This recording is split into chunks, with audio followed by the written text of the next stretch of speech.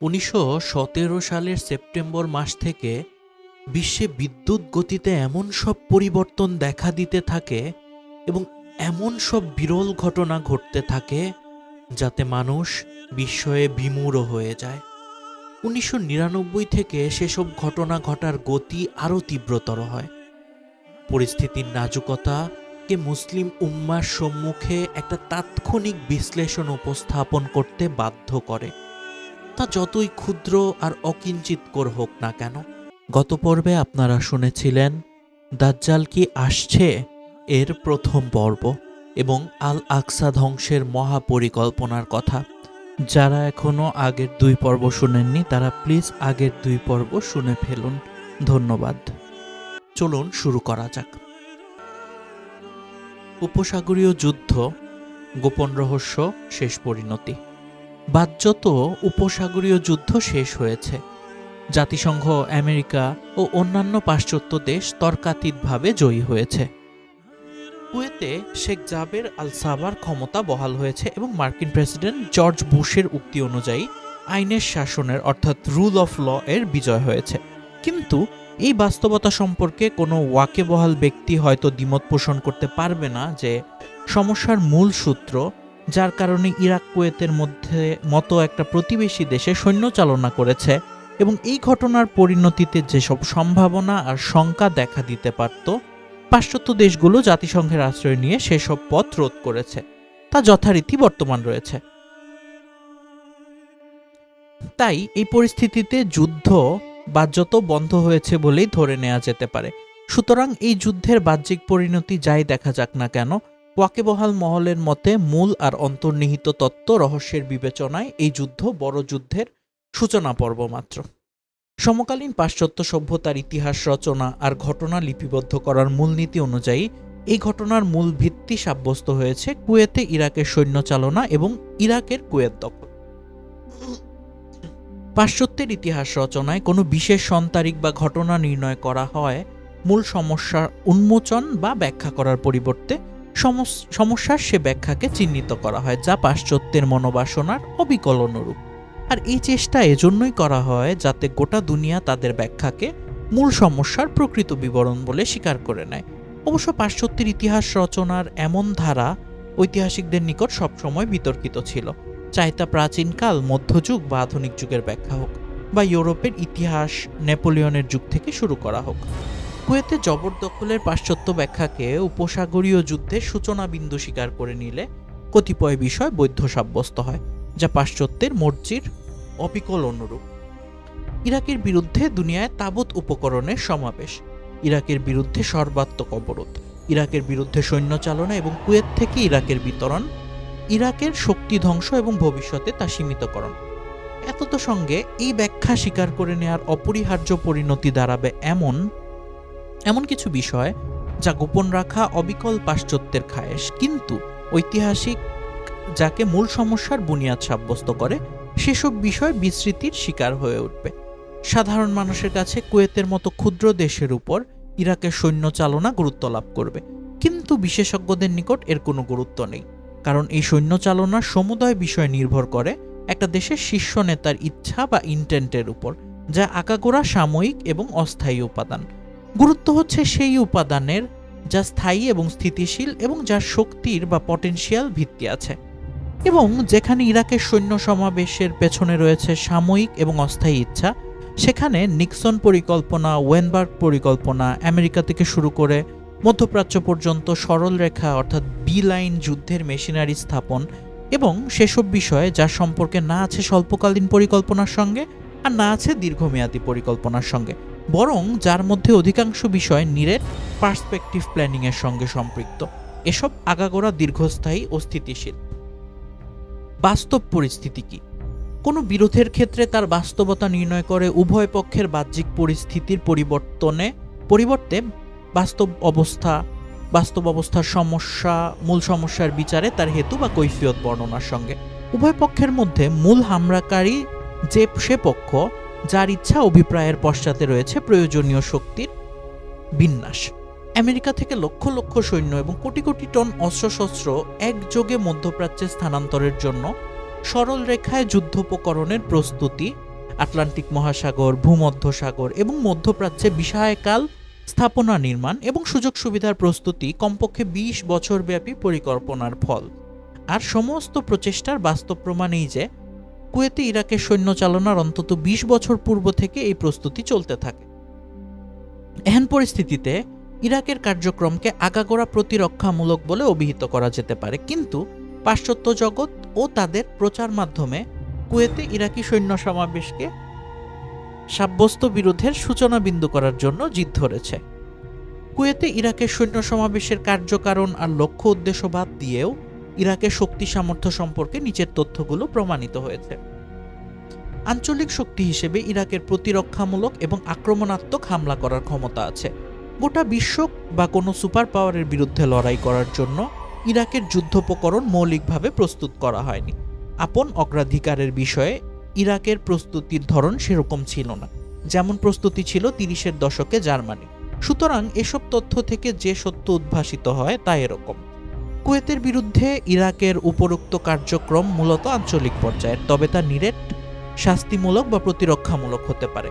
যে পরিস্থিতিতে ইরাক ৫ই আগস্ট ১৯৯০ থেকে ২৬শে ফেব্রুয়ারি ১৯৯১ পর্যন্ত কার্যক্রম পরিচালিত করেছে তাকে একটা সুপার পাওয়ারের চাপিয়ে দেয়া যুদ্ধের মোকাবেলা বলা যেতে পারে, যাতে স্থির থাকা তার প্রতিরক্ষামূলক এবং নৈতিক দায়িত্ব ছিল। মূল সমস্যা ইরাকের কুয়েত দখল, একথা ১৭ই জানুয়ারি তৎপরবর্তীকালে সংঘটিত ঘটনাবলী এবং মার্কিন অবস্থান কার্যত খণ্ডন করে। এজন্য কুয়েতের উপর ইরাকের দখলদারিত্ব দূর করার সীমা কুয়েত থেকে ইরাকের ইনফ্রাস্ট্রাকচার, ইরাকের বিতরণ পর্যন্ত হতে পারে, কিন্তু ইরাকের মৌলিক কাঠামো বা ইনফ্রাস্ট্রাকচার ধ্বংসের চেষ্টা করা, ইরাকি এলাকায় সৈন্য পরিচালনা এবং মধ্যপ্রাচ্যে শক্তির ভারসাম্যের পরিবর্তনের সঙ্গে সঙ্গে নয়া প্রতিরক্ষা ব্যবস্থা গড়ে তোলার চেষ্টা এ কথার স্পষ্ট প্রমাণ বহন করে যে ইরাকের কুয়েত অধিকার করা মূল বিরোধের বিষয় ছিল না। ইরাক এবং কুয়েত। ইরাকি আগ্রাসন এবং একটা মুসলিম দেশ হিসেবে ইরাকের কর্মক্ষমতা এ দুটো পৃথক জিনিস।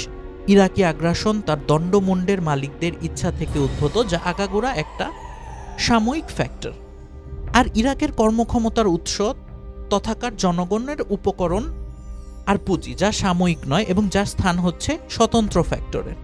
কোনো অঙ্গের বক্রতা সংশোধনের কাজ বক্রতা দূর করা পর্যন্ত চলতে পারে, কিন্তু অঙ্গের সঞ্চালনকে স্থায়ীভাবে বেকার বা দূর করা পর্যন্ত চলতে পারে না, এবং স্থায়ীভাবে বিকল বা বেকার করা পর্যন্ত কিছুতেই হতে পারে না। কিন্তু বাস্তবে এটাই ঘটেছে। ইরাকি আগ্রাসন রোধ করার আড়ালে কার্যত এ চেষ্টাই চালানো হয়েছে যাতে ইরাকের কর্মক্ষমতার অবসান ঘটানো যায়।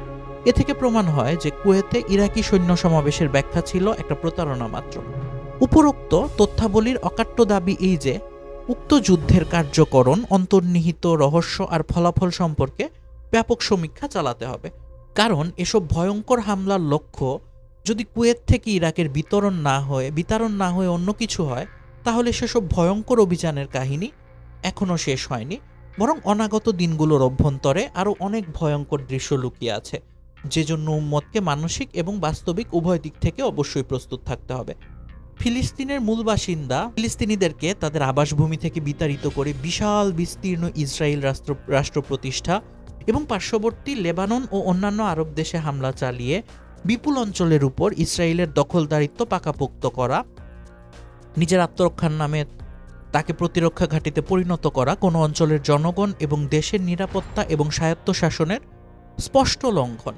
কিন্তু এসব বিষয়ের মধ্যে কোনো একটি জাতিসংঘ এবং পাশ্চাত্য দেশগুলোকে বোঝাতে পারেনি যে বিশ্ব ঐক্য গড়ে তুলে ফিলিস্তিনিদের অধিকার পুনর্বহাল করা উচিত। এটা এ কথার স্পষ্ট প্রমাণ যে কোনো দেশের সার্বভৌমত্ব লঙ্ঘন করা ইরাকের অপরাধ ছিল না, এবং ইরাকের বিরুদ্ধে ফ্রন্ট গড়ে তোলার আসল বৈধতাও কুয়েতের সার্বভৌমত্ব লঙ্ঘন ছিল না। ব্রিটেনের খ্যাতনামা সাময়িকী ইকোনমিস্ট 12ই জানুয়ারি 1991 সম্পাদকীয় নিবন্ধে এ যুদ্ধের বৈধতা, তার মূল কারণ এবং অন্তর্নিহিত রহস্য সম্পর্কে সমীক্ষা চালিয়েছে। জটিল পরিভাষা আর বর্ণনা ভঙ্গি সত্ত্বেও এতে পাশ্চাত্যের মূল কারণের কিছুটা সঠিক ব্যাখ্যা দেয়া হয়েছে। প্রাচ্যের যেসব বুদ্ধিজীবী গোটা কাহিনীর সূচনা বিন্দু কুয়েতে ইরাকি সৈন্য সমাবেশকে সাব্যস্ত করতে এখনও ক্লান্ত হয় না, তাদের জন্য উক্ত সম্পাদকীয় শিক্ষণীয় এবং প্রমাণস্বরূপ। সাময়িকীটিতে লিখা হয়েছে কি চলুন দেখে নিই। the result of all wars in man killed, maimed or made insane by horror. The time the horrors may include ballistic missiles, chemical weapons, even if Iraq is foolish enough to lash out as Israel, nuclear ones too. Can any cause be great enough to justify the slaughter? এই জবাবটি দিয়ে সাময়িকীটি লিখে, The answer is yes. There is no good war, but sometimes a bad peace can be worse than itself. A peace that left Saddam Hussein unchallenged in Kuwait would be trebly bad. এই তিনটি বিষয় চিহ্নিত করে আরও লেখা হয়েছে, It would mean sacrificing a high principle. No country has the right to overrun and annex another. It would mean abandoning a great interest, secure access to the well of the Gulf on which that prosperity of the whole world has come increasingly to depend. And because of those two things, it would mean accepting a peace at all, merely that lull before a bigger explosion. উপরোক্ত উদ্ধৃতি প্রাচ্য দেশগুলোতে ছড়ানো ব্যাখ্যা, অর্থাৎ কুয়েতে ইরাকি জবরদখল এবং কুয়েতের সার্বভৌমত্ব পুনর্বহালের কেবল প্রতিবাদী করে না, বরং এই যুদ্ধ এবং যুদ্ধকালে পরিচালিত ধ্বংসযুদ্ধের বৈধতার সম্পূর্ণ ভিন্ন ভিত্তি স্থাপন করে। কুয়েতের উপর ইরাকের জবরদখল একটি প্রতিবেশী ভাতৃপ্রতিম দেশের উপর নিছক হাত বাড়ানো এবং তার অধিকার হরণের প্রতি ইঙ্গিত করেছে। অথচ উক্ত উদ্ধৃতি থেকে জানা যাচ্ছে যে পাশ্চাত্য বিবেক নিচের তিনটি বিষয়ে একমত, এ ব্যাপারে তাদের কোনো সংশয় সন্দেহ নেই। এক, ইরাকের এহেন কর্ম জাতীয়তাবাদের দর্শনের বিরুদ্ধেও প্রচণ্ড আঘাত। এটা সেই জাতীয়তাবাদের দর্শন মধ্যযুগে ইসলামিক বিধানের অর্থাৎ ইসলামিক অর্ডারের অবসান শেষে গোটা মুসলিম জাহানে যে জাতীয়তাবাদী দর্শন প্রতিষ্ঠা করা হয় এবং আধুনিক যুদ্ধে পশ্চিমা বিধানের সকল উন্নত সংস্থা যথা জাতিসংঘ, নিরাপত্তা পরিষদ, বিশ্ব ব্যাংক, আন্তর্জাতিক অর্থ তহবিল, ইউরোপীয় অর্থবাজার, গ্যাট, বিশ্ব অর্থ ব্যবস্থা এবং ব্যক্তিগত সামাজিক বিশ্ব ব্যবস্থা এসবই জাতীয়তাবাদী দর্শনের নিকটঋণী। ইরাকের এই কর্ম কতিপয় বহিরাগত কার্যকারণ যথা সারা বিশ্বে কর্মরত ইসলামী আন্দোলনের সৃষ্ট পরিবেশের পরিপ্রেক্ষিতে পাশ্চাত্য বিধানের অর্থাৎ ইনফ্রাস্ট্রাকচারের মৌলিক কাঠামোর উপর মারাত্মক আঘাত। এই দ্বিবিধ প্রচণ্ড আঘাতকে যথাসময়ে এবং কঠোরভাবে দমন করা না গেলে এমন এক বিস্ফোরণ অপরিহার্য হবে যা গোটা পাশ্চাত্য ব্যবস্থাকে চিরতরে ধ্বংস করবে। সুতরাং পাশ্চাত্যের দৃষ্টিতে ইরাকের এই কর্ম যা সাদ্দাম হুসাইনের মতো পটভূমি অধিকারী ব্যক্তি সম্পন্ন করেছে, যা বাহ্যত ইসরায়েল এবং এই ধরনের অন্যান্য দেশগুলোর মতো নিজেদের প্রতিবেশীদের প্রতি হস্ত সম্প্রসারণ এবং তাদেরকে দখল করে নেয়াই হোক না কেন, এটা ছিল সবচেয়ে পৃথক এবং পাশ্চাত্যের জন্য অতীব ভয়ঙ্কর, যা কোনো অবস্থায় মেনে নেওয়া সম্ভব নয়। ইরাকের সৈন্য সমাবেশকে অন্যায় বলে স্বীকার করে নেওয়া সত্ত্বেও উম্মত যদি নিজের সচেতনতা এবং দায়িত্বের প্রমাণ দিত, তাহলে এই কর্মের ফলশ্রুতিতে দেখা দেয়া ঘটনা প্রবাহ এবং সেসবের অন্তর্নিহিত তাৎপর্য ও ফলাফল ইসলামের পক্ষে যতটা সহায়ক হতো তা ধারণা করা কষ্টকর। ইতিহাসের দৃষ্টিতে এ ধরনের সৈন্য সমাবেশ কয়েক শতাব্দী পর বাস্তবে দেখা দিয়েছে। এমন দুঃসাহসিক কর্ম কয়েক মাসের নয়, বরং কয়েক শতাব্দীর ভাগ্য নির্ণয় করে। পাশ্চাত্য ব্যবস্থা। মনে হয় পাশ্চাত্যের সমস্ত মস্তিষ্কই এ ব্যাপারে একমত যে ইরাকের সাফল্য কেবল একটা প্রতিবেশী দেশের উপর সৈন্য চালনার ব্যাপার ছিল না, বরং মূলত তা ছিল পাশ্চাত্য ব্যবস্থার মৃত্যু ঘোষণা। আর ইরাকি শক্তির পতন সহ উন্নয়নশীল মুসলিম শক্তির অবনতি এবং এই কার্যক্রমের ফলশ্রুতিতে দেখা যায় ঘটনা প্রবাহকে কর্তন করা নিছক একটা দেশের সার্বভৌমত্ব বহাল করাই নয়, বরং পাশ্চাত্য ব্যবস্থাকে মৃত্যুর মুখ থেকে টেনে এনে তাকে নবজীবন দান করেছে। এমন কোনো কাজের জন্য যে কোনো কোরবানি এবং কিছু দূর পর্যন্ত গমন করা নিতান্তই যথার্থ হয়ে থাকে। মধ্যখানে একটা কথা বলে রাখা যায় যে মুসলিম বিশ্বে যেসব ঘটনা প্রবাহের উদ্ভব ঘটে সেসবের অন্তর্নিহিত তাৎপর্য ও ফলাফলের স্পষ্ট জ্ঞান প্রাচ্য এবং বিশেষ করে মুসলিম বিশ্বের কর্তা ব্যক্তিদের তুলনায় প্রতিষ্ঠের কর্তা ব্যক্তিদের বেশি হয়ে থাকে। এটা এই শতাব্দীর নিকৃষ্টতম দুঃখজনক ঘটনা যে মুসলিম বিশ্বের বেশিরভাগ নেতাদের জ্ঞান বুদ্ধির মোট পুঁজি এ সমস্যা সম্পর্কে তাদের যেখানে নিয়ে যেতে সক্ষম হয়েছে তা ছিল ঘটনা সেই ব্যাখ্যা যে ইরাক কুয়েতের সার্বভৌমত্বের উপর হামলা করেছে। হে ঘূর্ণায়মান চক্র, ধিক তোমাকে ধিক। পাশ্চাত্যের দেশগুলো এ ঘটনাকে কোন প্রেক্ষাপটে দেখেছে এবং তার ফলাফল রোধে কিভাবে তারা সারিবদ্ধ হয়েছে এ সম্পর্কে ধারণা করা যায় মার্কিন প্রেসিডেন্টের বিবৃতি থেকে, যাতে তিনি বলেছিলেন আমেরিকা এবং তার মিত্ররা গোটা বিশ্বের সঙ্গে চূড়ান্ত যুদ্ধ অর্থাৎ ফাইনাল ওয়ার করছে। আমাদের জন্য অপরিহার্য হচ্ছে যে এ ঘটনাকে পাশ্চাত্য মস্তিষ্কে দিয়ে বোঝার চেষ্টা করা। সাইকিস-পিকট এগ্রিমেন্ট অনুযায়ী 1948 পর্যন্ত পরিপূর্ণ সফলতার পর পাশ্চাত্যের বিন্দুমাত্র সন্দেহ ছিল না যে মুসলিম বিশ্ব এখন আর নিরেট ইসলামী ঐতিহ্যের ভিত্তিতে কোনো যুদ্ধ চালাবে যা পাশ্চাত্যের জন্য হুমকি হতে পারে। কখনো কখনো পাশ্চাত্যের আশঙ্কা ছিল স্থানীয় বিস্ফোরণের, অর্থাৎ লোকাল এক্সপ্লোশনস, যে জন্য তারা স্বতন্ত্র ব্যবস্থা করে রেখেছিল। মুসলিম বিশ্বের চিরস্থায়ী পঙ্গুত্বের ব্যাপারে তাদের সামান্যতম সন্দেহ থাকলেও তারা কখনো ইসরায়েলকে একথার অনুমতি দিত না এবং যাতে সে রাজনৈতিক প্রতীকসমূহ থেকে সম্মুখে অগ্রসর হয়ে দ্বীনি এবং ইমানি প্রতীকসমূহের উপর আকণ্ঠ হস্ত সম্প্রসারিত করে সেসবকে ধ্বংস করার চেষ্টা করবে, যা করেছিল 1967 থেকে 1969 সালে। মসজিদে আকসা অধিকার করা এবং তা জ্বালিয়ে দেওয়ার প্রচেষ্টা চালানো সংবাদপত্র পাঠকদের জন্য কেবল দুটি খবর হতে পারে, কিন্তু ইতিহাস আর ইতিহাসের দর্শন পর্যন্ত যাদের দৌড় আছে তাদের জন্য এটা এমন দুটি অস্বাভাবিক ঘটনা যা শত শত বৎসর পর সংঘটিত হয় এবং শত শত বৎসরের পরিবর্তনের দিক নির্ণয় করে। এসব ঘটনার প্রতিক্রিয়া হিসাবে যা কিছু দেখা দিয়েছে তা পাশ্চাত্যকে নিজেদের ব্যবস্থাপনা সম্পর্কে কিছুটা আশ্বস্ত করেছে। 1973 সালে বাহ্যত তাদেরই শিবিরের এক বিশ্বস্ত ও অনুগত ব্যক্তিত্ব যখন তাদের উপর হানে প্রথমবারের মতো প্রচণ্ড আঘাত, তখন পাশ্চাত্যবাসী এই অবহেলার নিন্দা থেকে হঠাৎ জেগে ওঠে। এ ঘটনা ছিল বাদশাহ ফয়সাল মরহুমের নেতৃত্বে ওপেক কর্তৃক পাশ্চাত্যকে তেল সরবরাহ করতে অস্বীকৃতি। 1923 সালের পর এই প্রথমবার পাশ্চাত্য বুঝতে পারল ইসলামী ঐতিহ্যের তেজ কেবল জীবন্তই নয় বরং ক্রিয়াশীলও রয়েছে। পাশ্চাত্যের দৃষ্টিতে এটা মৃত্যুর ঘণ্টার চেয়ে কম ছিল না। এ ঘটনা সত্ত্বেও পাশ্চাত্য ইসলামী মূল্যবোধকে ক্রিয়াশীল বলে স্বীকার করে নিতে এবং সত্যিকারের বিপদ অর্থাৎ অ্যাকচুয়াল ডেঞ্জার বলে মেনে নিতে ইতস্তত করছিল। এমন সময় দ্বিতীয় ঘটনা সংঘটিত হয়, অর্থাৎ ইরান বিপ্লব, যার ভিত শিয়া ফিকের আদলে গড়ে উঠলেও মূলত তা ছিল ইসলামী মূল্যবোধের ওপরই প্রতিষ্ঠিত। এ ঘটনা পাশ্চাত্যের মনোমানুষের উপরে পড়ে থাকা সমস্ত আবরণ অপসারণ করে দেয়। মুসলিম বিশ্ব যে কোনো বিধানের সঙ্গে সংশ্লিষ্ট থাকুক আর যে কোনো ধরনের শাসক দ্বারাই পরিচালিত হোক না কেন, পাশ্চাত্য ব্যবস্থার জন্য তাকে সত্যিকার হুমকি বলে স্বীকার করে নেওয়া হয়েছে। কিন্তু মুসলিম বিশ্বে সৃষ্ট এই পরিস্থিতিকে সামাল দেয়া এবং তাকে সম্পূর্ণ বিনাশ করা এখন কতিপয় কারণে পাশ্চাত্যের জন্য অসম্ভব ছিল। যতক্ষণ সমকালীন বিধানের শক্তিশালী ব্যবস্থাপনার অধীনে বিশ্বের মানচিত্রে কতিপয় রাজনৈতিক, বস্তুগত, সাংস্কৃতিক এবং সামাজিক পরিবর্তন সচেতন না হয়, এমন অস্বাভাবিক পরিবর্তন বিংশ শতাব্দীর তৃতীয় দশক পর্যন্ত সম্ভব ছিল, কিন্তু এখন প্রায় অসম্ভব হয়ে পড়েছে। অবশ্য পাশ্চাত্য শক্তি তাদের সমস্ত শক্তি আর উপকরণ একত্র করে এজন্য চেষ্টা অবশ্যই করতে পারে।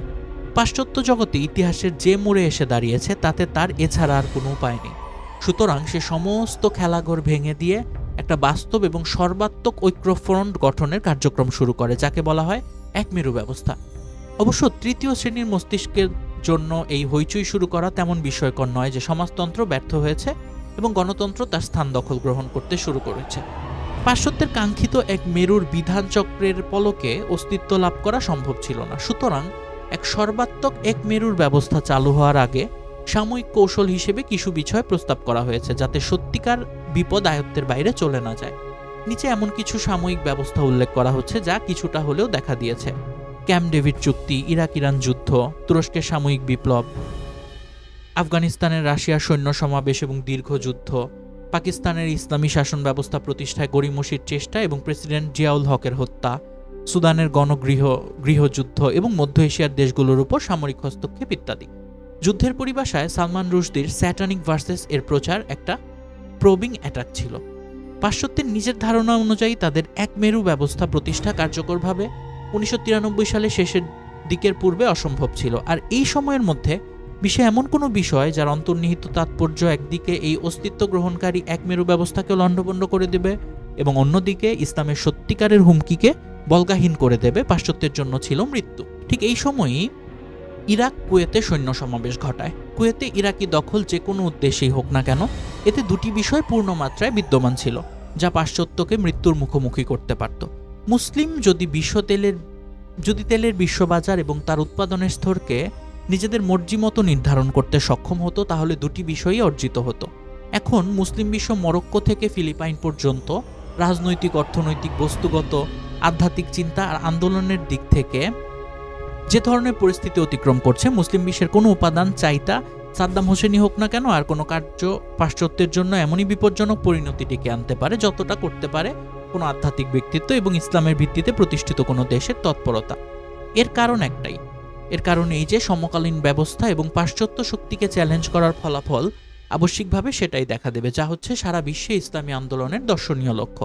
অর্থাৎ তারা হীন অপদস্থ হয়ে নিজেদের হাতে জিজিয়া প্রদান করবে, যাকে ইতিবাচকভাবে অর্থাৎ আল্লাহর বাণীর ঊর্ধ্বে থাকবে বলে অভিহিত করা হয়। পাকিস্তানে শরীয়তি বিধান জারি হোক বা সুদানে, আফগানিস্তানে বা তুরস্কে ইসলামী বিধান প্রবর্তিত হোক, ওয়াকেবহাল মহল জানে যে এখন এ পথে বিশ্ব কুফুরির ইমাম তথা ব্যতীত আর কেউ বাধা নয়, এবং অবিলম্বে হোক বা বিলম্বে কোনো সরাসরি সংঘাতই কেবল তাদেরই পথ থেকে অপসারিত হতে পারে। আজ থেকে ২০-২৫ বছর পূর্বে মুসলিম বিশ্বের শাসকরা পাশ্চাত্যের গান গাইতো এবং তাদের ভাষায় কথা বলতো, কারণ তারা ভালো করেই জানতো যে তাদের শক্তির উৎস পাশ্চাত্যে রয়েছে। কিন্তু এখন পরিস্থিতির পরিবর্তন ঘটেছে। এখন মুসলিম বিশ্বের একজন স্বৈরাচারী শাসকও জানে যে তাদের শক্তির উৎস তাদের জনগণ। পাশ্চাত্য একথা ভালো করেই জানে যে সে ব্যবস্থা এখন আর কোনোদিনই ফিরে আসবে না। তারা একথাও জানে যে মুসলিম বিশ্বের শাসকরা যাই হোক না কেন এবং তারা নিজ নিজ গণ্ডিতে যেমন ব্যবস্থায় পরিচালনা করুক না কেন, বিগত ৫০ বছরের মানসিক পরিবর্তন একথা প্রায় নিশ্চিত করে তুলেছে যে তাদের জনগণের শক্তির উৎস হচ্ছে আসল ইসলাম। তাই পাশ্চাত্য বিশ্বাস করে যে তাদের ব্যবস্থাকে যে কোনো উপায়েই চ্যালেঞ্জ করা হোক না কেন এবং যার কুঠারই তাকে আঘাত করুক না কেন, শেষ পর্যন্ত তার পতন ঘটবে ইসলামী জীবন বিধান বাস্তবায়ন দ্বারা। আর যখন অনাগত শক্তির উৎস হবে ইসলাম, তখন এটা সম্পূর্ণ সম্ভব যে পাশ্চাত্য হাজার বছরের জন্য ধরাপৃষ্ঠ থেকে নিশ্চিহ্ন হয়ে যাবে। অতঃপর আরও সম্মুখে অগ্রসর হয়ে সাদ্দাম হোসাইনের মতো বিচক্ষণ ও সামরিক মানসিকতা সম্পন্ন ব্যক্তিগণ সেই সব ইসলামী ব্যক্তিত্বের মোকাবেলায় পাশ্চাত্যের জন্য বেশি বিপজ্জনক হবে, যারা নির্বিচার রাজনৈতিক বুদ্ধিবৃত্তিক এবং দিনী পটভূমির ধারক বহন করেন। তাই তারা আন্দোলনকারী হোক না কেন, কারণ সাম্প্রতিক আন্দোলন পাশ্চাত্যকে স্বীকার করতে বাধ্য করেছে যে এসব রাজনৈতিক বুদ্ধিবৃত্তিক এবং দিনী ব্যক্তিরা চিন্তার দিক থেকে পাশ্চাত্যের জন্য যতই পটেনশিয়াল ডেঞ্জার তথা প্রচ্ছন্ন বিপদ হোক না কেন, কিন্তু তাদের মধ্যে পাশ্চাত্য ব্যবস্থা দ্বারা প্রবাহিত হওয়া এবং অনিশ্চয়তা ও নাজুকতার চূড়ান্ত পর্যায়ে আপোষের পথ অবলম্বন করার দুর্বলতা অবশ্যই পাওয়া যায়।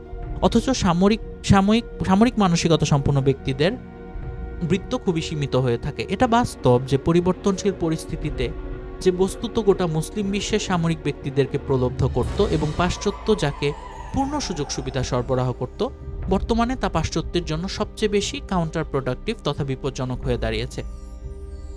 ১ জুন ১৯৯০ থেকে ১ মার্চ ১৯৯১ পর্যন্ত সময়ে ফিলিস্তিন বিষয়ে বাগদাদ সম্মেলন, কুয়েতে ইরাকের সামরিক অভিযান এবং দখলদারি মার্কিন ও অন্যান্য পাশ্চাত্য বাহিনীর উপসাগরে আগমন, কায়রোর আরব লীগের সম্মেলন অনুষ্ঠান এবং ব্যর্থতা, ইরাকের বিরুদ্ধে সর্বাত্মক অবরোধ, ১৯৯৯ নভেম্বর মাসে জাতিসংঘের যুদ্ধের প্রস্তাব, অতঃপর স্থল, নৌ এবং বিমান যুদ্ধের মতো ঘটনাবলী সংঘটিত হয়। এতে একথা স্পষ্ট হয়ে যায় যে মুসলিম মিল্লাতের দণ্ডমুণ্ডের কর্তা ব্যক্তিরা সর্বাত্মকভাবে নিজেদের দায়িত্ব পালনে ব্যর্থ হয়েছেন। এমন নাজুক পরিস্থিতিতে যখন গোটা উম্মত কয়েক শতাব্দীর পর এহেন নাজুক পরিস্থিতির সম্মুখীন হয়েছে, তারা যেসব কর্মতৎপরতা চালিয়েছেন এবং যেভাবে পাশ্চাত্য দেশগুলোকে, জাতিগুলোকে তাদের অভিপ্রায় পূরণ করতে বাধাদান করেছেন, ওয়াকেবহাল মহলের নিকট তা গোপন নয়। কিন্তু এখানে চিন্তা করার দুটি পর্যায় রয়েছে। এক, এ সংকট দেখা দেওয়ার পর উম্মতের হিফাজতের জন্য মুসলিম শাসকরা তাৎক্ষণিক কী ব্যবস্থা গ্রহণ করেছেন। ২, এ সংকটের পূর্বে যখন পাশ্চাত্য তার মতলব সিদ্ধির আয়োজন করছিল, তখন আমাদের শাসকরা পূর্ব থেকে আত্মরক্ষার ব্যবস্থা হিসেবে উম্মতের বৃহত্তরের স্বার্থে কি বাস্তব পদক্ষেপ গ্রহণ করেছেন। বাস্তব সত্য এই যে প্রথম বিষয়ে উম্মতের দণ্ডমুণ্ডের মালিকরা যে সকল প্রচেষ্টা চালিয়েছেন, সামগ্রিকভাবে তা বিস্ময়কর এবং প্রশংসনীয় হওয়া সত্ত্বেও মৌলিকভাবে দুঃখজনক, কারণ তাদের মধ্যে অধিকাংশই ছিলেন এমন সব লোক যারা ছিল শাসনকর্তা। তাদের সমস্ত প্রচেষ্টার গোড়ায় ভীরুতা ও কাপুরুষতা কার্যকর ছিল। আর দ্বিতীয় বিষয়ে মুসলিম বিশ্বের অধিকাংশ শাসক শ্রেণী এক্ষেত্রে যথেষ্ট দুর্বলতা দেখিয়েছে। বিশেষ করে উপসাগরের কিছু আরব দেশ যারা তেলের সম্পদে সম্পদশালী, তাদের যে রীতি আচরণ ছিল তাতে কোনো না কোনো দিন এক গোটা উম্মতকে এক কঠিন সংকটের সম্মুখীন হতে হতো। তারা নিজেরা লাঞ্ছিত, অপদস্থ হয়েছে এবং গোটা উম্মতকেও কঠিন সংকীর্ণতায় নিক্ষেপ করেছে। পক্ষান্তরে সাধারণ মানুষকে নিঃসন্দেহে দৃঢ়তা ও সত্যানুরাগ প্রদর্শন করতে দেখা গেছে। আর এ সময়ে এটাই ছিল শুভ দিক। বিশেষ পরিস্থিতি, ইসলাম ও মুসলিম উম্মতের সত্যিকার আবেগ অনুভূতি অস্বীকার করে এবং মুসলমানদের পুরাতন আশা আকাঙ্ক্ষা দলিত মথিত করে মুসলিম বিশ্বের কোনো কোনো দেশ এবং বিশেষ করে তেল উৎপাদনকারী দেশসমূহের শাসকরা এমন সব পদক্ষেপ গ্রহণ আর এমন সব চালচলন অবলম্বন করে চলেছে যাদের উদ্দেশ্য ভোগবিলাসে মত্ত থাকা এবং নিজেদের গদিকে সুদৃঢ় করা ছাড়া আর কিছুই নয়। তাদের এহেন আচরণ আর কর্মকাণ্ডের প্রত্যক্ষ ফলে উম্মত এহেন সংকটের সম্মুখীন হয়েছে। উপসাগরীয় দেশগুলো নিজেদের বিজয়ের বড় বড় বুলি আওড়ানো সত্ত্বেও তারা যে শাস্তি পেয়েছে তা তাদের পাওয়ার যোগ্য শাস্তির 10 ভাগের 1 ভাগও নয়। হয়তো এর কারণ আল্লাহর সেই অনুগ্রহ যা সেখানকার জনগণের ইসলামের সঙ্গে সম্পৃক্ততার কারণে তাদের উপরে করেছেন। নিজ নিজ ক্ষমতার আওতায় জিহাদের প্রাণসত্তাকে দুর্বলতর করে তোলা, ইসলামী মূল্যবোধের সত্যিকার প্রতিনিধিত্বকারী শক্তিকে নিম্নগামী করা, সাধারণ আর বিশেষ লোকদের মধ্যে ইসলামের প্রাণসত্তার পরিবর্তে আরামপ্রিয়তা, বিলাসিতা আর সুখ স্বচ্ছন্দকে উৎসাহিত করা, নিজ নিজ দেশে কার্যকর সৈন্য না রেখে কাফের মুশরিকদের নিজেদের হেফাজতের ঠিকাদারি দেয়া এবং সেসব শাসকদের সুচিন্তিত স্কিম এবং একটা প্রয়োজন ছিল। সম্ভবত প্রথমবারের মতো নিজেদের ইস্তিহাদের রহস্য তাদের নিকট উন্মোচিত হয়ে থাকবে যে ইহুদিদের আর্থিক সাম্রাজ্যের আসল শক্তির উৎস তাদের সম্পদ নয়, বরং তা হচ্ছে আর্থিক সাম্রাজ্য রক্ষা করার সামরিক যোগ্যতা। অথচ এই শাসকেরা অত্যন্ত কুৎসিত পন্থায় তাদের অনুসরণ করার সংকল্প করেছিল। ওয়াকেবাহাল মহলের নিকট একথা তেমন একটা আলোচনার বিষয় নয় যে সৌদি আরব এবং কুয়েত এ শাসকেরা পশ্চিম সৈন্যদেরকে ডেকে এনেছে না তারা নিজেরাই এসে পড়েছে, যাদেরকে বাধা দেয়া এবং যাদের অগ্রাভিযানে বাধা দেওয়ার শক্তি সামর্থ্য তাদের ছিল না। উপসাগরীয় যুদ্ধের আসল উদ্দেশ্য ছিল ইসলামী পুনর্জাগরণের ঝড়ো হাওয়াকে ঠেকানো, যা রাবাত থেকে মিন্দানাও পর্যন্ত কোটি কোটি জনগণের দোরগোড়ায় আঘাত হানছিল। সাদ্দাম হোসাইনের কর্মকাণ্ড করতে গিয়ে যে কোনো উদ্দেশ্যেই হোক না কেন তা এমন এক পথ খোলার সমার্থক হতো যাতে তৎক্ষণাৎ পাশ্চাত্য জগৎ লণ্ডভণ্ড হয়ে যেত। মুসলিম শাসকরা সামরিকভাবে এ থেকে হাত গুটিয়ে রেখেছিল। কেবল এটাই নয় যে পথ খোলা রাখায় যেসব শাসকরা কোনো সহযোগিতা করেনি, বরং কার্যত তারা নিরপেক্ষ ছিল, বরং পাশ্চাত্যের সাথে রাজনৈতিক, নৈতিক এবং আইনগত দিক থেকে তারা শরিক ছিল। আর এমন করতে গিয়ে তারা নিজেদের জনগণের চেয়ে বেশি পাশ্চাত্য এবং নিজেদের স্বার্থের প্রতি লক্ষ্য রেখেছে। একদিকে যেখানে উম্মতের মধ্যে প্রাপ্ত উপকরণের দরজা ইরাকের জন্য বন্ধ ছিল, অন্যদিকে সেখানে মুসলিম বিশ্বে প্রাপ্ত উপকরণ সহ সারা বিশ্বের উপকরণের দরজা পাশ্চাত্য সেসব চেষ্টার জন্য খোলা ছিল, যে প্রচেষ্টা তারা চালাচ্ছিল ইসলাম আর মুসলমানদের বশ করার জন্য। যে চেষ্টার দ্বারা এ সমস্যার শান্তিপূর্ণ সমাধান হতে পারে, পাশ্চাত্য বিশেষ করে আমেরিকা তেমন চেষ্টাকে স্যাবোটাজ করে আর মুসলিম শাসকরা বসে বসে দেখতে থাকে। ওআইসি তথা ইসলামিক সম্মেলন সংস্থার বর্তমান কাঠামোর কোনো প্রয়োজন উম্মতের নেই। যুদ্ধ এ অনুভূতি তীব্রভাবে জাগ্রত করে তুলেছে। এহেন পরিস্থিতিকে ইরাক যেভাবে অবস্থার মোকাবিলা করেছে তা উন্নয়নশীল দেশগুলোর ইতিহাসে নজিরহীন। ইরাক, কুয়েত এবং সৌদি আরব সহ গোটা উম্মতের যুদ্ধ কার্যত একাই চালায়। পক্ষান্তরে প্রাচ্য আর পাশ্চাত্যের সকল ইসলাম দুশ্মন শক্তি মুসলিম মিল্লাতের বিরুদ্ধে যুদ্ধ চালায় সম্মিলিত এবং ঐক্যবদ্ধভাবে। ৪৫ দিনের এই যুদ্ধ ছিল ইরাকের উন্নত সামরিক দক্ষতার নমুনা। ইহুদিবাদের প্রতিষ্ঠিত মেকানিক্যাল সলিটারিটি তথা রাসায়নিক সংহতির ধুলোবালি অপসৃত হলে সত্য প্রকাশ পাবে যে ময়দান কার হাতে ছিল। ইরাকের বীরত্ব, সাহসিকতা আর বিচক্ষণতা যে নয়া অধ্যায় উন্মোচন করেছে, এ ব্যাপারে এতটুকু দ্বিমত নেই। আগামী দিনগুলোতে এই নয়া অধ্যায় নতুন কাফেলার জন্য বছরের পর বছর ধরে পথের দিশা হয়ে থাকবে। আরব কুয়েতে থাকুক বা সৌদি আরবে, এই মনস্তাত্ত্বিক সম্বলই হবে তাদের পুঁজি।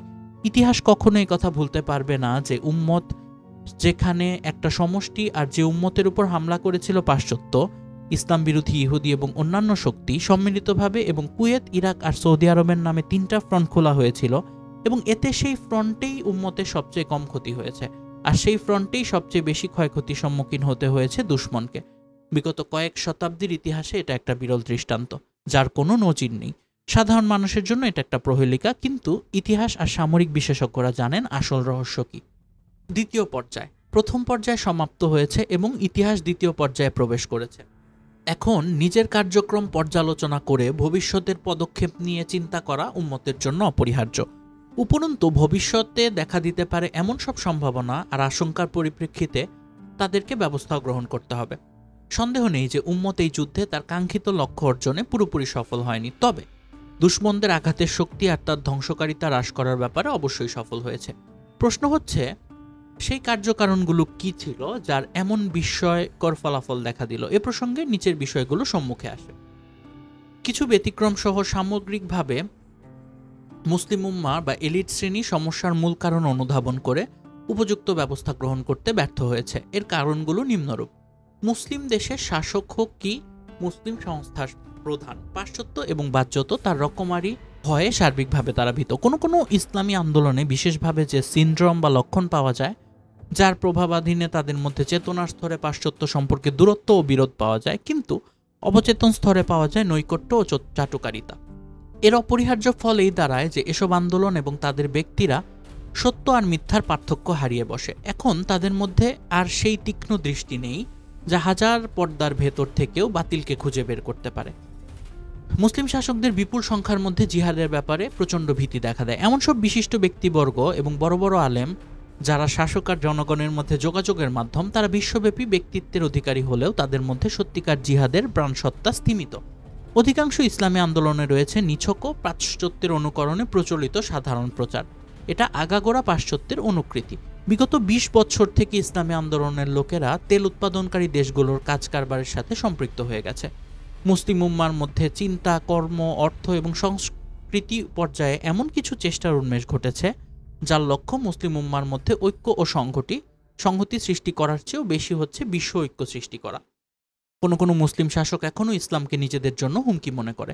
সারা বিশ্বে কর্মরত মুসলিম দিনী, একাডেমিক, সাংস্কৃতিক এবং বিজ্ঞান সংস্থায় প্রত্যক্ষ বা পরোক্ষভাবে ইসলাম বিদ্বেষী শক্তির প্রভাব প্রতিপত্তি এবং নানা উপায়ে ইসলামী শক্তিকে নিয়ন্ত্রণে রাখা। আগামী দিনের সংঘাত কি হবে?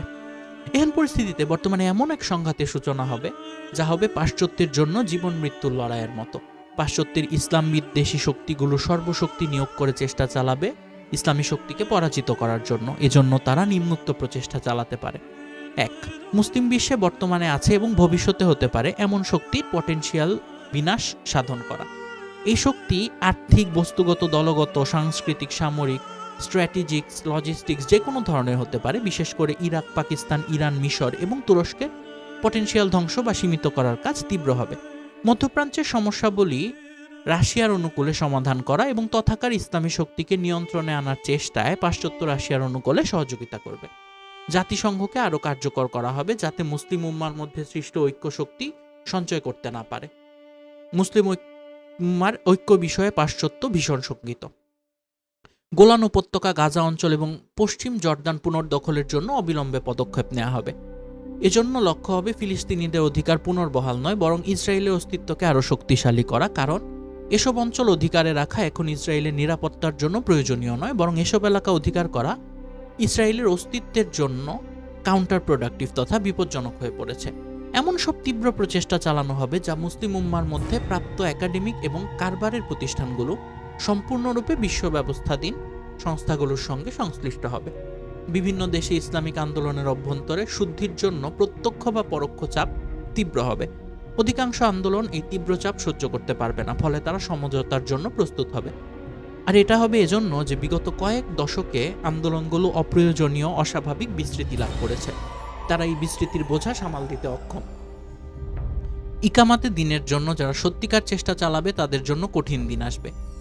পাশ্চাত্য সর্বস্তরে তাদেরকে মার্জিনালাইজ করার চেষ্টা করবে। এমন সব ইসলামিক আন্দোলন আর ইসলামিক সংগঠন গড়ে তোলা হবে যেগুলোর লক্ষ্য হবে অসম্পৃক্ত ইসলামী শক্তিকে সমকালীন বিশ্ব ব্যবস্থার সঙ্গে সম্পৃক্ত করা। মুসলিম জনসাধারণের মধ্যে এমন সাংস্কৃতিক বিপ্লব শুরু করা হবে যার লক্ষ্য হবে ইসলামের মূল্যবোধ, ঐতিহ্য আর ধ্যান ধারণার সাথে তাদের দূরত্ব সৃষ্টি করা। গণমাধ্যমে কোনো কোনো বিশেষ বিভাগ যথা CNN বা CBS নিউজ দ্বারা গোটা মুসলিম বিশ্বে মেকানিক্যাল সলিডারিটি তথা কারিগরি সংহতি স্থাপনের চেষ্টা করা হবে। মধ্যম এবং নিম্ন স্তরের আলেমদের উপর কিছু কিছু বড় কিন্তু শাসক শ্রেণীর মধ্যে পরিচিত আলেমদের পক্ষ থেকে চাপ প্রয়োগ করা হবে যেন তারা জনগণকে নিয়ন্ত্রণে রাখে। বিগত বছরগুলোর সম্পূর্ণ বিপরীতে মুসলিম বিশ্বে সামরিক শাসন এবং সামরিক শ্রেণী পাশ্চাত্যের জন্য অতীব অপছন্দনীয় সাব্যস্ত হবে। মুসলিম বিশ্বে পাশ্চাত্য গণতন্ত্রকে বিপুলভাবে প্রশংসিত করে যাতে আরও সুদৃঢ় করা হয় সেজন্য তীব্র প্রচেষ্টা চালানো হবে। বিগত কয়েক দশকে মুসলিম দেশগুলোতে সেনাবাহিনী থেকে যেসব খারাপ লোকের আবির্ভাব ঘটেছে, এখন ধীরে ধীরে ততোধিক ভালো লোক সম্মুখে আসার সমূহ সম্ভাবনা দেখা যাচ্ছে। মূলত এর কারণ সেনাবাহিনীর শক্তির উৎসের পরিবর্তন। মধ্যপ্রাচ্যে এমন এক ব্যবস্থার প্রতিষ্ঠার চেষ্টা করা হবে যার মূল শক্তি থাকবে ইসরায়েলের নিকট। ইসরায়েল তার আচরণে এমন নমনীয়তা সৃষ্টি করবে যা দ্বারা মূলত তার লক্ষ্য হবে একথা বিশ্বাস করানো যে প্রতিবেশীদের সঙ্গে ইসরায়েলের সহ অবস্থানের সম্ভাবনা শেষ হয়ে যায়নি। সামরিক আর রাজনৈতিক স্তরেই নয়, দিনী স্তরেও ইসরায়েলকে গ্রহণযোগ্য করার চেষ্টা চালানো হবে। ইকামাতে দিনের এসব এমনভাবে চেষ্টা ভালো নজর দেখা হবে, যারা নিজেদের তৎপরতার গণ্ডিকে সীমাবদ্ধ রাখার চেষ্টা চালাবে, যারা পাশ্চাত্যের জাতীয়তাবাদের সৃষ্ট দেয়াল ভাঙা থেকে বিরত থাকবে। এজন্য নিম্নের কোনো একটা পদ্ধতি অবলম্বিত হতে পারে। উম্মতের কোনো কোনো মত, পথ আর মাযহাব যারা খিলাফত বিষয়ে সংখ্যাগুরু জনশক্তির সঙ্গে দ্বিমত পোষণ করে, তাদের মধ্যে কিছু লোককে ক্রীড়ঙ্কে পরিণত করে খিলাফতের এমন ব্যাখ্যা করা হবে যাতে উম্মতের বিপুল জনগোষ্ঠী মানসিকভাবে বিশৃঙ্খলার শিকারে পরিণত হয়। কোনো কোনো মহল থেকে নবপর্যায়ে খিলাফতকে জীবিত না করে ওআইসি এর রীতিতে প্রচলিত ব্যবস্থাকে যথেষ্ট এবং বিকল্প সাব্যস্ত করার চেষ্টা করা হবে। এতে ইসলাম বিদ্বেষী শক্তির অনুপ্রবেশ আর প্রভাব বিস্তারের সমস্ত সম্ভাবনা আর অবকাশ বিদ্যমান রয়েছে। ওআইসির গঠন কাঠামো মৌলিকভাবে ইসলামের চেয়ে বেশি পাশ্চাত্য ঘেঁষা, যা কখনো মুসলিম উম্মাতের আশা আকাঙ্ক্ষা পূরণ করতে পারে না। হতে পারে কোনো পর্যায়ে মুসলিম উম্মার তীব্র চাপ দেখে বা তাদের মধ্যে কার্যকর প্রবল আবেগের ভয় অনুভব করে প্রিএম্পটিভ স্ট্রাইক হিসেবে এমন খিলাফত প্রতিষ্ঠাকে নিজেদের পক্ষ থেকে প্রশ্রয় দেওয়া হবে বা কার্যত প্রতিষ্ঠা করা হবে, যেমন কিছু উসমানী খিলাফতের অবসানকালে কামনা করত আগা খান। বিশ্বজোড়া ইবলিশি ব্যবস্থা। বর্তমান সভ্যতা আর্নল্ড জে ছয়ানবী, যাকে বর্তমান যুগ বা আল্লামা ইকবাল যাকে আলমে পীর আখ্যায়িত করেছেন, সর্বশেষ এবং সিদ্ধান্তকর পর্যায়ে উপনীত হয়েছে। এই পর্যায়ে তার মৃত্যু অথবা পুনরুত্থানের সিদ্ধান্ত করবে। কাল প্রতিনিয়ত পরিবর্তনশীল, কিন্তু সকল পরিবর্তন একরকম নয়। কোনো কোনো পরিবর্তন বহু শতাব্দীর পর দেখা যায় এবং বহু শতাব্দীর সিদ্ধান্ত করে। বর্তমান সভ্যতার নয়া বিশ্ব ব্যবস্থার দিকে আবর্তন এমনই এক পরিবর্তনের প্রচেষ্টা। এটা বোঝানো সহজ নয়। পরিস্থিতির নাজুকতা ও জটিলতার প্রেক্ষিতে কতিপয় নতুন শব্দ এবং পরিভাষার আশ্রয় নেওয়া যেতে পারে। শয়তানের কার্যক্রম তো মানব ইতিহাসের সূচনা থেকেই চলে আসছে এবং সে শিরকের প্রচার প্রসারের জন্য নিয়মিত প্রচেষ্টা চালাচ্ছে। কিন্তু তার সংঘবদ্ধ চেষ্টার প্রকাশ তখন ঘটে যখন সে নবীদের আন্দোলনের বিরোধিতা করে। এটা সত্য যে বাতিল ব্যবস্থার এত ব্যাপক প্রচার প্রসার যতটা আজকাল হচ্ছে, মানব ইতিহাসে হয়তো ততটা আর দেখা যায়নি। শয়তানের সৃষ্ট বিপর্যয় সমস্ত সৃষ্টি জগৎকে তার আওতাভুক্ত করেছে। জল, স্থল, অন্তরীপ, প্রাণী জগৎ, উদ্ভিদ জগৎ, জড়জগৎ, মানব বংশ, চরিত্র, দেহ, আত্মা, কোনো কিছু হয়তো তার ভাঙা গড়ার হাত থেকে মুক্ত নয়। প্রতিটি ব্যক্তি, প্রতিটি প্রাণী, প্রতিটি বস্তু বিপর্যস্ত। পাশ্চাত্যের সৃষ্ট বর্তমান সভ্যতা এই মন্দবিধানেরই প্রতিচ্ছবি, যার বিপর্যয় মানব জীবনের প্রতিটি ব্যক্তিগত এবং সামাজিক দিককে দারুণভাবে প্রবাহিত করছে। কিন্তু এখন যে নয়া বিশ্ব ব্যবস্থার কথা বলা হচ্ছে এবং যার স্পষ্টতর রূপরেখা সাবেক মার্কিন president George W Bush 13 April 1991 সালে পেশ করেছে, তা হচ্ছে সেই মন্দ ব্যবস্থার নিকৃষ্টতম রূপ, যা অবিলম্বে সারা বিশ্বকে গ্রাস করতে বদ্ধপরিকর। মিলিটারি কলেজ অ্যালবামায় ভাষণদান প্রসঙ্গে মার্কিন প্রেসিডেন্ট নয়া বিশ্ব ব্যবস্থার রূপরেখা বর্ণনা করেছেন। শব্দের মারপেচের পরিপ্রেক্ষিতে সেই বিশ্ব ব্যবস্থা সপ্তদশ শতাব্দী থেকে বিংশ শতাব্দীর পশ্চিমা বিশ্ব ব্যবস্থার সম্পূর্ণ বিপরীত দেখা যাচ্ছে, কারণ এতে বাহ্যত জাতীয় রাষ্ট্র দর্শন বা ন্যাশন স্টেট থিওরি এর বিরোধিতা এবং তার মূলোৎপাটন দেখা যাচ্ছে। এই নয়া রাষ্ট্র ব্যবস্থা এবং তার মৌলিক উপাদান জনসংখ্যা, ভূমি এবং সার্বভৌমত্ব থেকে সম্পূর্ণ নতুন ও জাতীয় রাষ্ট্র দর্শনের সম্পূর্ণ বিপরীত ব্যাখ্যা দেয়। কিন্তু এ কথা মনে রাখা জরুরি, এ কথা মনে করা ঠিক হবে না যে নয়া বিশ্ব ব্যবস্থা জাতীয় রাষ্ট্র দর্শনের পরিসমাপ্তি, বরং তার উন্নত রূপ। এর বিস্তারিত বিবরণ নিয়ে পরে আলোচনা করব। আপাতত আলোচ্য বিষয় মাত্র দুটি: এক, নয়া বিশ্ব ব্যবস্থা; দুই, ইসলাম আর মুসলমানদের বিবেচনায় তার মূল্য কি। এ কথাটা এতটা সাদাসিধাও নয় যে আমরা গভীরভাবে চিন্তা গবেষণা না করেই হৃদয়ঙ্গম করতে পারবো। এসব বিষয় ব্যাখ্যায় আমার জানা মতে সবচেয়ে বেশি সাহায্য পাওয়া যায় আর্নল্ড জে টয়েনবির নিকট, যিনি এই লেখকের মতে ঐতিহাসিক প্রেক্ষাপটে এর প্রথম ব্যাখ্যাতা। এটা স্পষ্ট করতে গিয়ে তিনি লিখেন, মূল প্রাপ্তি বা কীর্তি পাশ্চাত্যের গড়া সেই সব উন্নয়নশীল ইমারত যার ছায়ায় দুনিয়ায় নানাবিধ সমাজ নিজেদেরকে একই রূপে ঢালাই করে নিয়েছে। জেন টয়েনবির মতে ইউরোপ এবং ইউরোপীয় সভ্যতার আসল অর্জন, অন্য কথায় পাশ্চাত্যের আবিষ্কার করা বিশ্ব ঐক্য বা ইউনিফিকেশন অফ দ্য ওয়ার্ল্ড। কিন্তু এই ঐক্য এত সব কিছুর পরও সেসব বিষয় বা ভিত্তির উপর প্রতিষ্ঠিত নয়, সাধারণত যেদিকে মানুষের মন ছুটে যায়। এই বিশ্ব ঐক্য না পাশ্চাত্য জাতির গির্জা রাষ্ট্র বা প্যারিস পাম পলিটিক্স, না বেসরকারি পুঁজি বিনিয়োগ তথা প্রাইভেট এন্টারপ্রাইজ হিসেবে বিশ্বজাতির উপর চেপে বসেছে। আমাদের পাশ্চাত্য হাতে গড়া ইমারতের অলিন্দ অপেক্ষাকৃত ক্ষণস্থায়ী উপাদানের দ্বারা তৈরি, যার গুরুত্বপূর্ণ অংশ টেকনোলজি। কিন্তু মানুষ নিছক টেকনোলজি দ্বারা বাঁচতে পারে না। সুতরাং তিনি এই সিদ্ধান্তে উপনীত হন যে পাশ্চাত্য সভ্যতাকে স্থায়িত্ব আর চিরন্তন স্থিতির জন্য কিছু নির্ধারিত ও অতিরিক্ত পর্যায়ে অপরিহার্যভাবে অতিক্রম করতে হবে। সুতরাং পাশ্চাত্যবাসীর জন্য কর্তব্য হচ্ছে তারা নতুন সম্ভাবনার দ্বার উন্মোচন করুক এবং নতুন ময়দান খুলুক, যাতে চিরন্তন স্থায়িত্ব এবং অপ্রতিহত শ্রেষ্ঠত্ব স্থাপন করতে পারে। এটা বলছেন একজন পশ্চিমা দার্শনিক। জিওপলিটিক্স কি এখানে? ভূ রাজনীতি। ইতিপূর্বে নিবেদন করা হয়েছে যে টয়নবী মনে করেন মানবীয় বিষয়ের আকর্ষণ কেন্দ্রের সূচনা বিন্দু প্রাকৃতিক ভূগোলের পরিবর্তে মানবিক ভূগোল দ্বারা নির্ণয় করা হয়। তার এই কথার তাৎপর্য আরও ভালো করে বোঝার জন্য ইতিহাস থেকে দূরে সরে গিয়ে ভূ রাজনীতির 4 জন বিশেষজ্ঞের দর্শন পর্যালোচনা করে দেখা যায়। বিগত 100 বছরে গোটা পাশ্চাত্য উপনিবেশবাদ এই 4 জন বিশেষজ্ঞের চিন্তার প্রতিধ্বনি ছিল। এরা হচ্ছেন মাহান, মেকান্ডার, হাউসফার এবং স্প্যাডিকম্যান। ক্যাপ্টেন অ্যালফ্রেড মায়ার মাহান 1890 সালে প্রকাশিত তার গ্রন্থে এটির উল্লেখ করেন। Who rules Eastern Europe commands the heartland, who rules the heartland commands the world island, Eurasia Africa, who rules the world island commands the world. অর্থাৎ পূর্ব ইউরোপে যার কর্তৃত্ব চলে তার কর্তৃত্ব হার্টল্যান্ডেও চলে, আর হার্টল্যান্ডে যার কর্তৃত্ব চলে সে কর্তৃত্ব করে বিশ্বদ্বীপে, অর্থাৎ ইউরেশিয়া আফ্রিকা। আর ইউরো আফ্রিকা এবং ইউরো এশিয়া এবং আফ্রিকায় যার কর্তৃত্ব চলে সারা বিশ্বে তার কর্তৃত্ব চলে।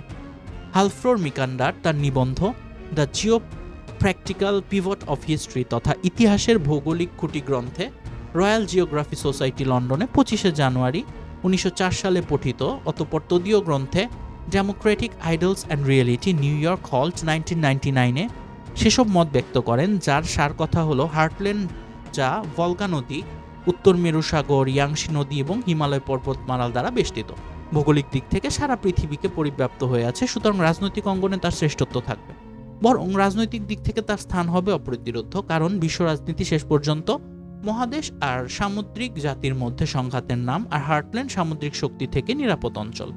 ইসরায়েলের বিলুপ্তি কি সম্ভব? বিশ্বের মুসলমানদের কথা ভালোভাবে বুঝতে হবে যে ইসরায়েলের বিলুপ্তি সহজ নয়। যারা আশা পোষণ করে যে সমকালীন ব্যবস্থার অধীনে ইসরায়েল রাষ্ট্রের সঙ্গে শান্তিপূর্ণ সহাবস্থানে সমঝোতা সম্ভব বা আলাপ আলোচনার মাধ্যমে ফিলিস্তিনের অধিকার পুনর্বহাল হবে এবং মসজিদে আকসা মুক্ত হবে, তারা স্বপ্নের রাজ্যে বাস করছে। ইসরায়েল হচ্ছে তাগুতি খিলাফতের প্রাণকেন্দ্র, নিরাপদ এলাকা এবং কেবলা, বরং এর সঠিক স্থান বাইতুল্লাহর বিপরীতে বাইতুস শয়তানের।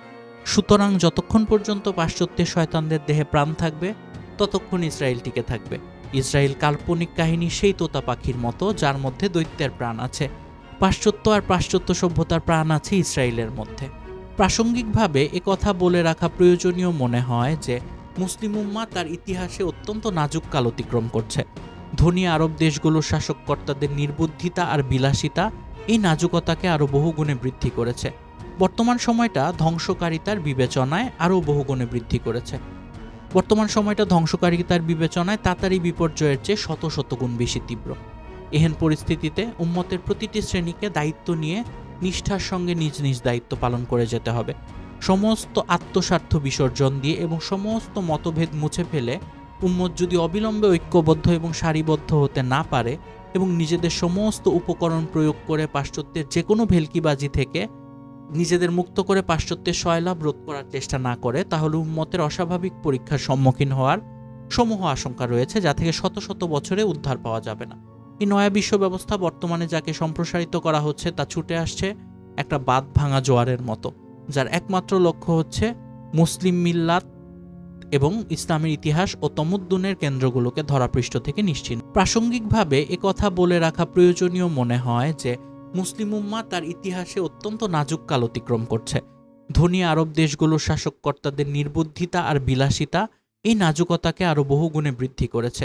বর্তমান সময়টা ধ্বংসকারিতার বিবেচনায় আরও বহুগুণে বৃদ্ধি করেছে। বর্তমান সময়টা ধ্বংসকারিতার বিবেচনায় তাড়াতাড়ি বিপর্যয়ের চেয়ে শত শত গুণ বেশি তীব্র।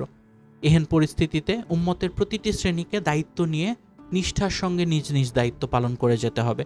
সমস্ত আত্মস্বার্থ বিসর্জন দিয়ে এবং সমস্ত মতভেদ মুছে ফেলে উম্মত যদি অবিলম্বে ঐক্যবদ্ধ এবং সারিবদ্ধ হতে না পারে এবং নিজেদের সমস্ত উপকরণ প্রয়োগ করে পাশ্চাত্যের যে কোনো ভেলকিবাজি থেকে নিজেদের মুক্ত করে পাশ্চাত্যের সয়লাভ রোধ করার চেষ্টা না করে, তাহলে উম্মতের অস্বাভাবিক পরীক্ষার সম্মুখীন হওয়ার সমূহ আশঙ্কা রয়েছে যা থেকে শত শত বছরে উদ্ধার পাওয়া যাবে না।